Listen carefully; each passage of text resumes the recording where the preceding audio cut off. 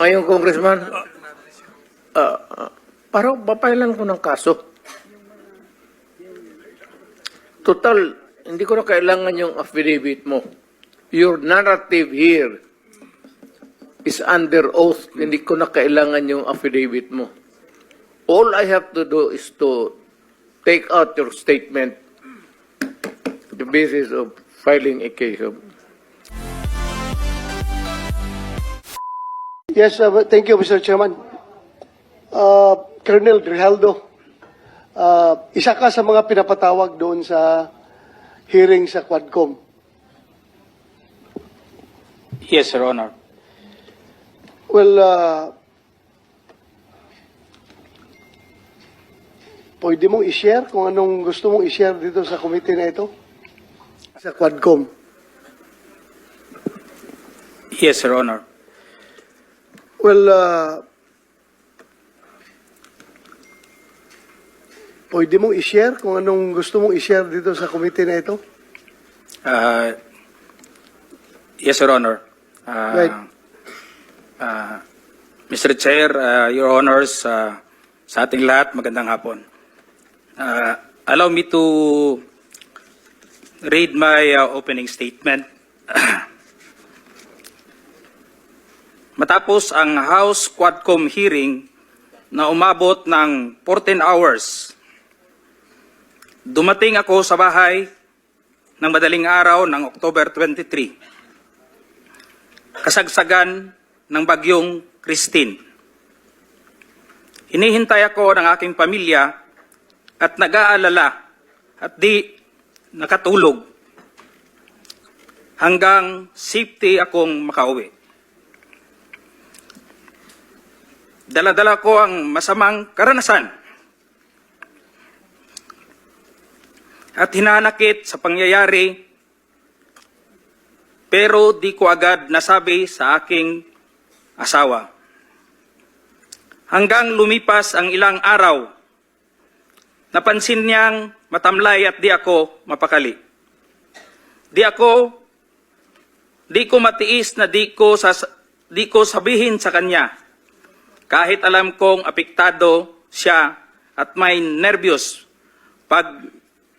ang pag-usapan ay tungkol sa trabaho ko. With great courage, I confided everything to her. Kahit ito ay malaking problema, and it will affect us and it will change on our normal and simple life. My career for almost 30 years of service, our personal and family safety and security, and maybe I will be condemned or be ostracized. My wife hugged me and started to cry and asked me why. I told her patagal na tayong nagsusumikap and we have to be strong and survive together. Mauna ni ang panahon nga magpakabanata means makialam. Lisod maging witness rata o maging innocent bystander. Maangol gyapon ta o maging casualty tayo. Gipasabot na ko sa iya ha.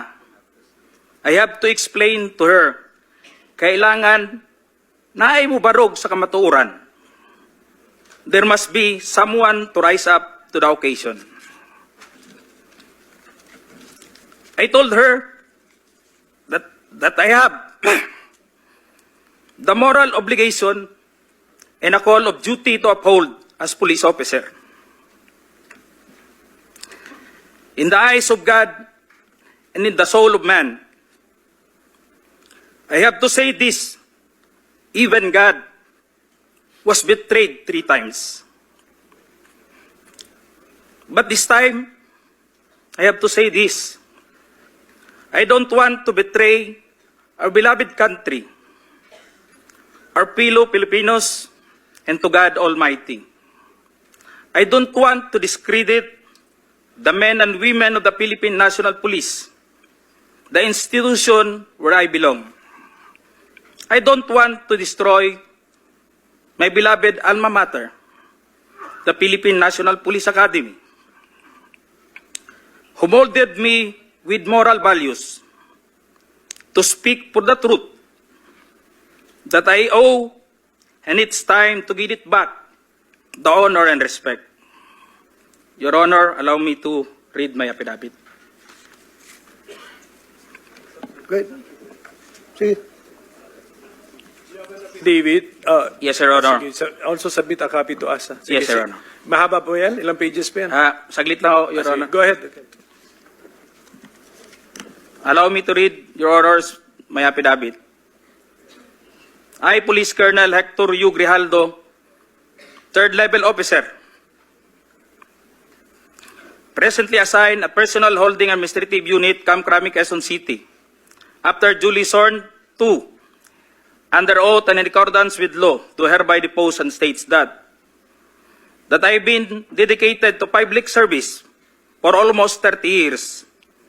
And since I took my oath as cadet on June 1, 1995, on October 16, 2024, I was again invited as a resource person in the 9th Joint Public Hearing of Committees on Dangerous Drug, Public Order, Safety and Human Rights, and Public Accounts of the House of Representatives scheduled on October 22, 2024 at 9:30 a.m. I, together with other invited PNP personnel, attended said joint hearing in the House of Representatives. After I answered questions related to extrajudicial killings and the reward system, I was approached by a security personnel while I was seated in one of the witnesses during the hearing. The said person told me that I was summoned by Congressman Dan Fernandez. I went out of the room with the security personnel. When we were outside, he told me to go to the left corridor and proceed straight to the end room. While walking, I saw other witnesses who were standing in the corridor, including my classmate, Major Portalesa and Captain Anova, who was wearing a PNP uniform, and the latter acknowledged me by saluting. When I entered the room, I saw two lawyers of Police Colonel Garma standing inside the room.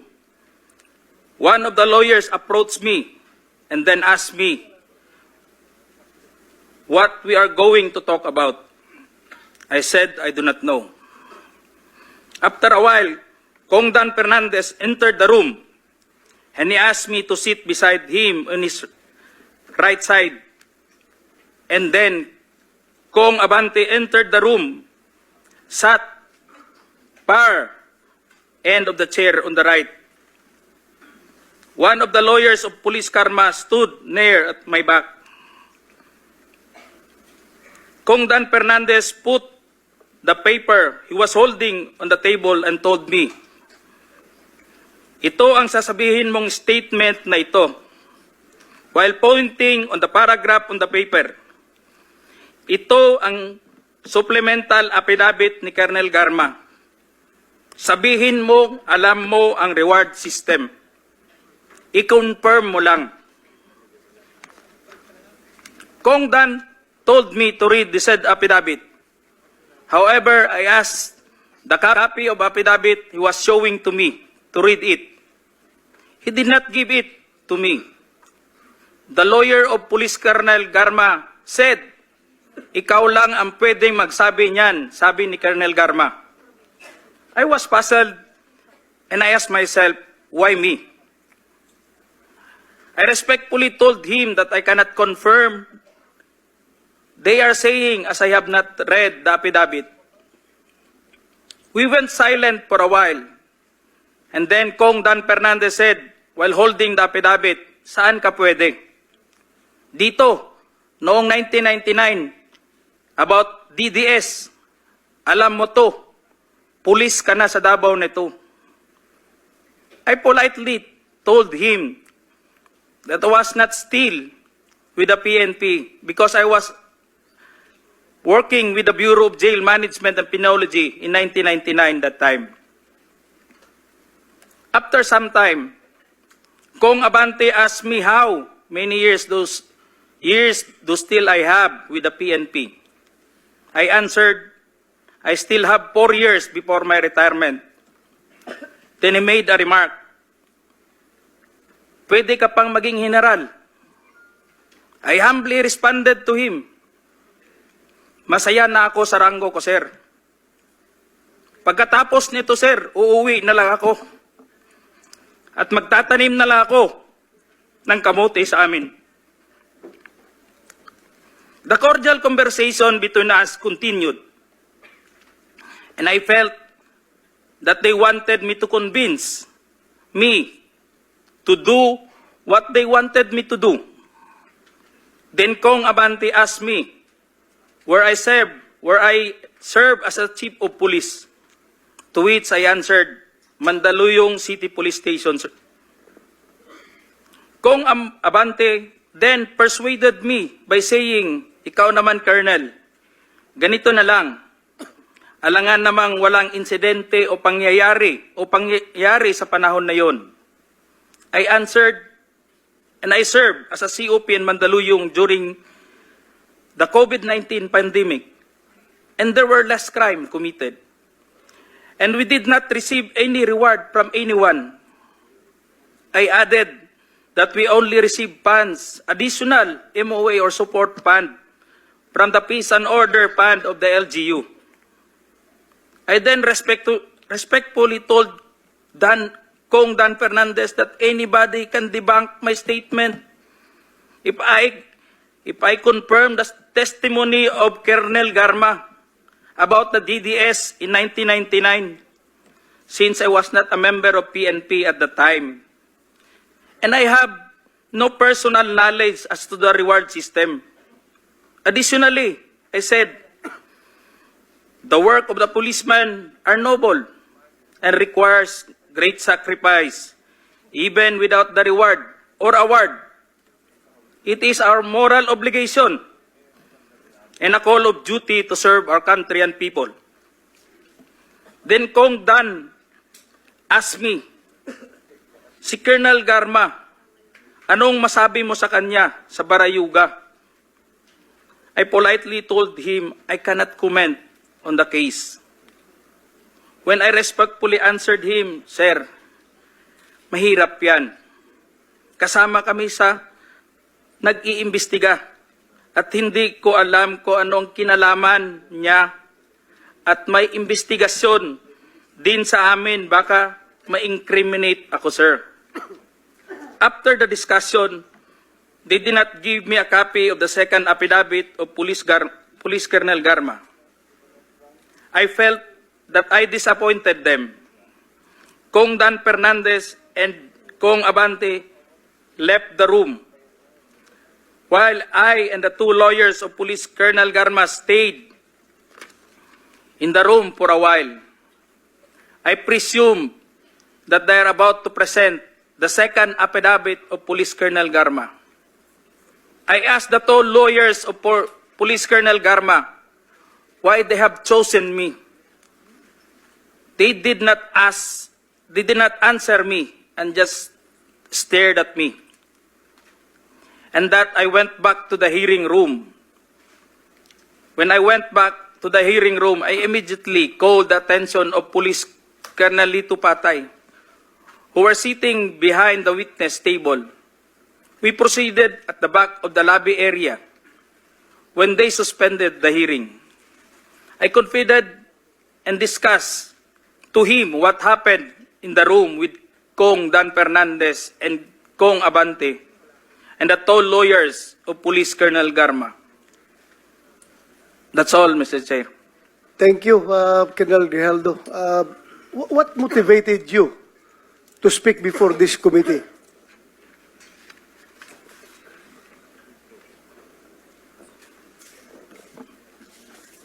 The time, Your Honor, I was insulted. And it is very offensive. And I think it is inappropriate for anyone to act like that. So meaning, you feel that you are being coached to make that statement? Yes, Your Honor. I feel I be corrupted to make that statement, Your Honor. Bakit? Just because at that time, habang nag-uusap-usap, habang nagkakaroon ng deliberation doon sa hearing, Your Honor, hindi ko alam kung may present nila si Colonel Garman at that time, Your Honor, na mag-ano nung second supplemental, ay yung supplemental affidavit niya. So do you feel harassed? Did you feel harassed? It's an harassment and very offensive, Your Honor, and uncalled for anybody. That time, I was wearing my uniform You're wearing your as uniform police officer. and you are being told to lie. Parang Am I correct? gusto nilang magsisinungaling po ako, Your Honor. So, Colonel Grijaldo, I would like to thank you for your courage. I'm sure maraming police ngayon nanonood, and if you have observed, mabuti na nagsalita ka, dahil if you have observed the way they are treating policemen in the Quadcom, it's very hard. I feel them. I feel them. Because naging police din ako. Kapag sasabihan ka lang, answer yes or no. You can only answer yes or no. You're not allowed to explain yourself. So, para bang you are being deprived. You are being deprived of your right to explain yourself. Kaya, lalong-lalo na kapag ikaw itinuturuan na itong sasabihin mo, itong paragraph sasabihin mo, o dito, pwede ka ba dito? So, that's very inappropriate and it's very irregular for a lawmaker making an investigation in aid of legislation to make that kind of approach to a resource person na parang pinipilit na itong sabihin mo, iko-coach ka, ito, pwede ka ba dito? Parang lumalabas na meron talaga silang preconceived na goal na kung anong dapat nilang mahit dito, kaya ginaguide yung magiging statement mo. Am I correct? Yes, Your Honor. So ngayon, Mr. Chairman, kung nakikinig yun ang Philippine National Police, lalong-lalo na yung liderato ng Philippine National Police, I don't know what's his reaction with the statement of Grijaldo, because Colonel Grijaldo is just, I congratulate him for being so courageous enough to speak up for the truth in behalf of all the policemen na parang winawalang hiya sa mga tao na dapat hindi magwalang hiya sa inyo. Ay, kung nakikinig yun ang CPNP, I hope this is your person, this is your man. Dapat dipinsahan ninyo ito. Huwag ninyo itong ilagay sa litsunan. Huwag nyo ilitsun itong tao na ito. Because he's standing for the PNP. Na dapat hindi ganun ang treatment ng mga resource person pagdating sa investigation. Kasi parang ang baba ng tingin sa inyo, ng nag-iimbestiga sa inyo. Yun lang ang nakikita ko, masyadong mababa. That's all, Mr. Chairman. Thank you, Congratulations. And would like to thank you for standing up. Your time has also expired. But sige nga, the long and short of it, yung may maikling kwento, kasi hindi ko naman napanood buong Quadcom, kayo ba ay tumistigo sa Quadcom din, finally? Nagsalita rin kayo ron? Yes, sir. We were already at the... Nag-affidavit ka doon? Nagsabit ka Wala po kaming Wala ka inapidabit ko just sa... So, ilang tanong lang ang sinagot mo doon? Ilang tanong? Tungkol saan? Anong The topic? last time that I was asked by Congressman Paduano, it's all about the operation sa Oron, Your Honor. Oron? Sa Oron, yes, One yeah. particular operation? Yeah. Sa first appearance mo? Second appearance mo? Anong Your topic? Honor, the first appearance on September 27, it's all about my about EGK that time, Your Honor. Sige, basta wala kang affidavit, so makikita No, Your na Honor. natin. Okay, so my colleagues, no, the President is getting tired. So kung meron tayong questions for the address to the former President, tanungin na lang natin. Sir, okay ka lang, sir? Sir, I'm good until 4 o'clock. Yeah, I know. So, 5 na, sir. 5 na. totoo, sir. 4 a.m. 4 a.m. He's referring to 4 Hindi ako a.m. nagpapatawa. Yes, I know that, Mr. President. Mr. Chairman, Okay, so- just to clarify, and I hope I didn't miss anything. When Colonel Grijaldo made mention about him being asked to lie and being asked to be influenced by a legislator, he is by himself, Mr. President. Can you answer the There's question? no one in the room who can Witness. actually... Sino daw naka-witness ng exchange Is na there yun? anyone, sir? At present the time, the two lawyers of Colonel Garma, they were on the right side of at the back that time, Your Honor, because it was discussed in the table on this place, and it was shown to them also. It can be seen by the two lawyers, because we are only 5 in the room, Your Honor. And seen and heard Yes, Your Honor. the words that you uttered a while ago. Just because one of the lawyer reacted when I refused to confirm the statement, because the holdings of this paper, Your Honor, like this, it was on the second page, and I've seen some notes or names, and my name was indicated in that statement. So when I rejected, or I don't want to say rejected, parang nag-explain na ako na hindi ko kayang i-confirm yung statement na yun. And what was the Sabi niya, reaction again? The reaction of the lawyer said, Hindi na rin sila umimik, Your Honor. Kasi yun lang naman gusto nila na mag-collaborate do sa statement na pinabit ni Colonel Garma. thank you, Mr. Okay, Chair. so can we now entertain questions directed to the former President? Ano, sir? You're right. Wait a minute. Yes, Mr. sir. President raising his hand. Yes, sir.